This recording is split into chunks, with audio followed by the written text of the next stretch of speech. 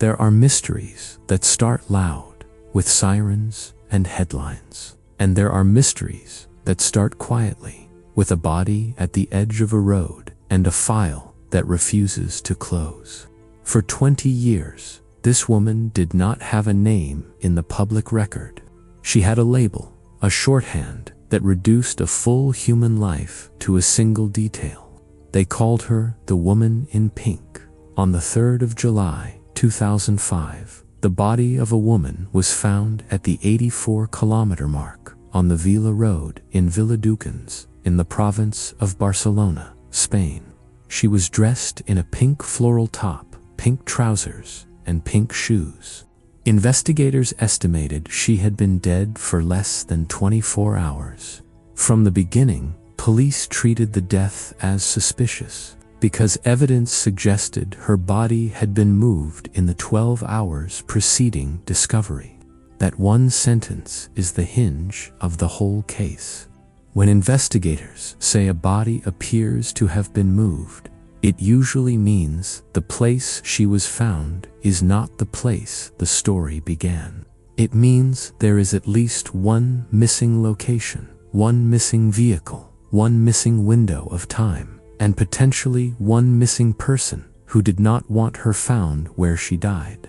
Viladecans sits close to Barcelona, near roads that carry commuters, freight, and late-night traffic. Roads like that can feel anonymous, which is exactly why they appear in cases where someone wants distance from the truth. But anonymity cuts both ways.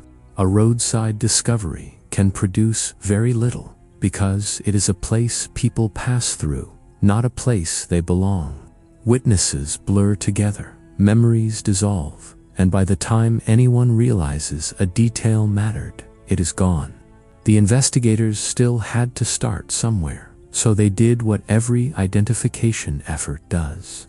They built a person from what was left behind, from clothing, from jewelry, from physical description, from anything distinctive enough to survive time. The pink outfit became the case's visual signature because it was unusually specific and easy to describe. In cold cases, something recognizable is often the difference between a file that sits forever and a file that reopens.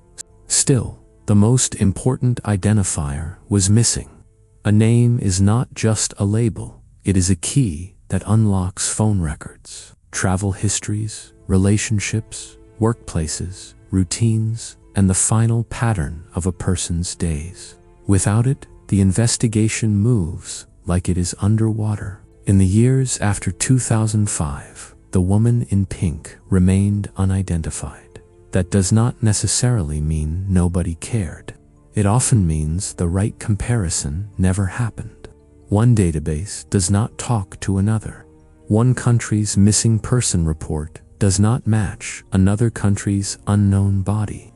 One record exists, but in the wrong place. If she had crossed borders, the challenge multiplies.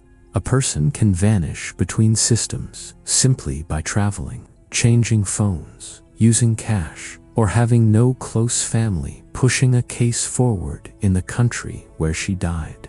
And all the while, the two clocks in this case kept ticking in opposite directions.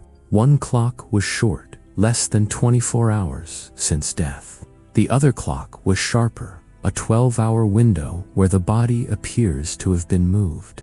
A 12-hour movement window raises hard questions. Was she killed somewhere private, then transported? Was she alive elsewhere, then brought to the roadside after death?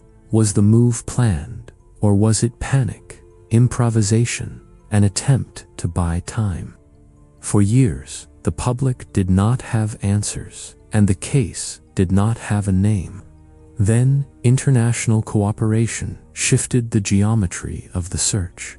Interpol's Identify Me initiative was built to solve a specific problem. Women found dead in Europe over past decades who remained unidentified, often in suspicious or unexplained circumstances. It aims to widen the net so a lead in one country can unlock a case in another. In 2024, Spain submitted this case to Interpol's Identify Me effort. It was a decision that effectively said, "We are done waiting for the right person to walk into the right police station. We are taking the case to the world." Then, in 2025, it worked.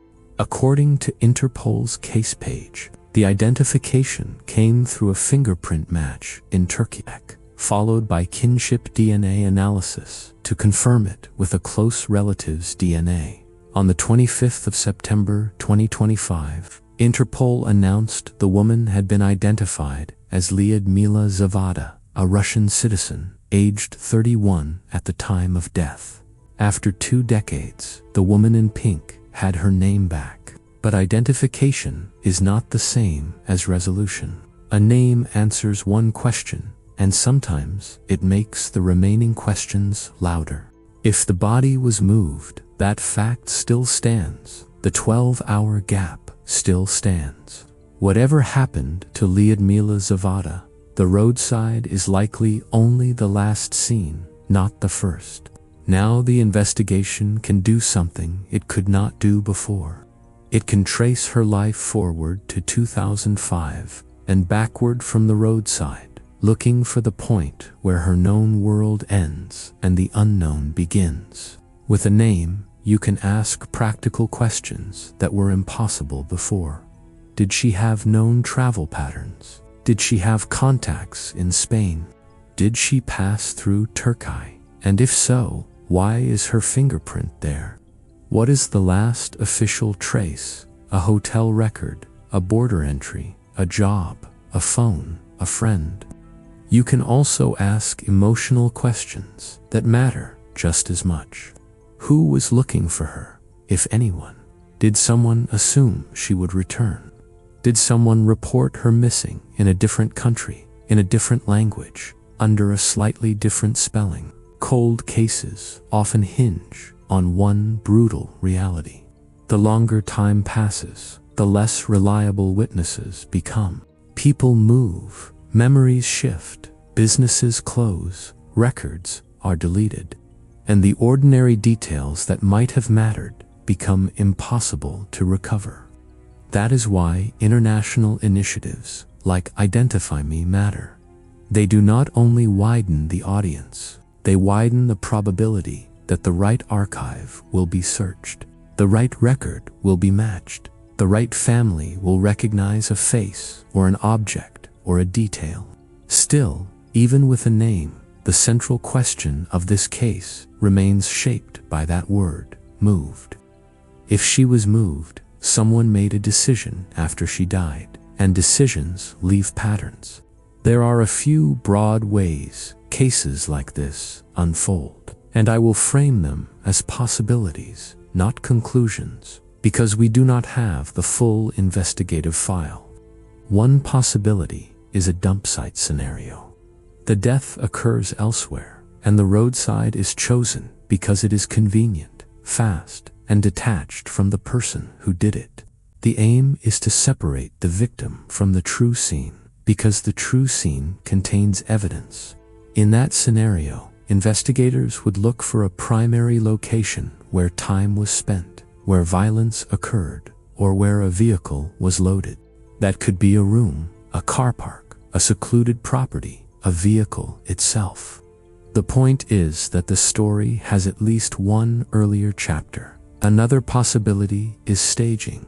Sometimes a body is moved not just to hide, but to control narrative, to make the death look like something it is not, to change the timeline, to complicate jurisdiction, to push attention away from a person, a building, a neighborhood, a set of cameras. In that scenario, the roadside is a message. It says, look here, not there. It says, this is where you start, and maybe where you stop.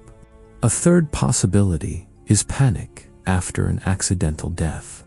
It is not the most common explanation in cases treated as suspicious, but it exists. Someone fears consequences, so they move the body, and in doing so, they transform a tragedy into a criminal mystery. What matters is that all three possibilities have one thing in common. Movement takes effort, and effort implies access, time, and at least one person willing to risk being seen. That brings us back to the 12-hour window. 12 hours is long enough for a person to make mistakes, for a vehicle to be spotted, for a fuel receipt to exist, for a call to be made, for a digital trace to survive, if anyone knows where to look. But it is also short enough that the move could have been local, close by, a quick relocation within the same region, chosen for speed rather than distance. The challenge in 2005 was that investigators were trying to build outward from an unknown person. The challenge in 2025 and beyond is different. Investigators can now build outward from a known identity, and that changes what evidence can be connected. With a name, a question becomes testable. Was she in Spain by choice or circumstance? Was she traveling alone? Did she have employment ties? Did she know someone in Barcelona province? Did she meet someone shortly before she died? It also creates a search space. Friends, colleagues, family, neighbors, the people who can say, she never wore that kind of clothing, or she always did. She was planning a trip. She was afraid of someone. She went silent at a specific time. Public reporting in Spain emphasized that the investigation into the cause of death remained active even after the identification. That matters because it suggests authorities still view the underlying death as unresolved. She had no name for 20 years. Then a fingerprint match and DNA confirmation return her identity. And yet the most important question remains open. The world did not suddenly become better in 2025. The case became solvable because systems began sharing what they used to hold separately. Cooperation did what time could not. And there is something quietly devastating about the idea that her name existed in a database somewhere for years, while her case sat under a nickname in another country. That is not a failure of one person. It is a failure of how borders split up information. It is the beginning of accountability. Liudmila Zavada was identified on the 25th of September 2025, but the file is not finished. The 12-hour movement clue remains one of the clearest signals that there is more to uncover. And if someone out there holds the missing piece, a memory of a woman in pink, a conversation, a ride, a stop on a road, a name mentioned in passing, the official case page still exists for a reason. Because sometimes the distance between an unidentified woman and a named woman is not technology. Sometimes it is one person recognizing a detail and deciding to speak.